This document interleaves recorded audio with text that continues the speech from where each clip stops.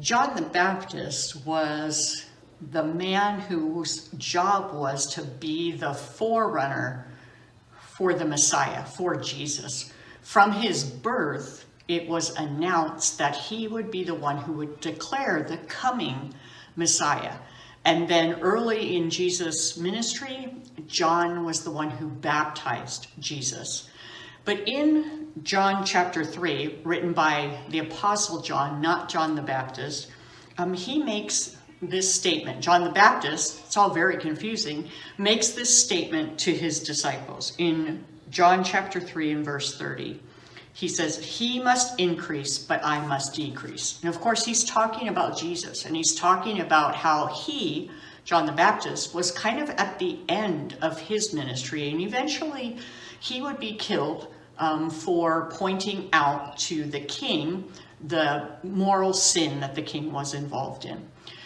But he was saying that Jesus is here, he's at the beginning of his ministry, and he is the one who needs to increase. He is the one who needs to become more famous. He is the one who needs to have more followers. But I think that verse is a good label for us to put on our own lives, that as we grow in our faith, he, Jesus, must increase and we must decrease. The attitudes of Jesus need to increase in our lives. The fruit of the Spirit need to increase in our lives. Our thought patterns need to be in accord with the things that Jesus taught.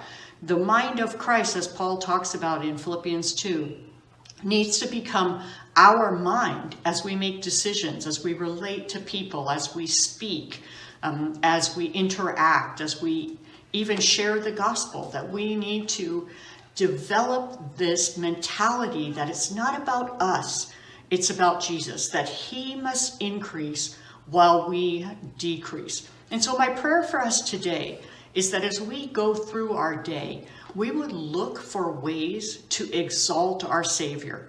And we would look for ways also to act in humility ourselves.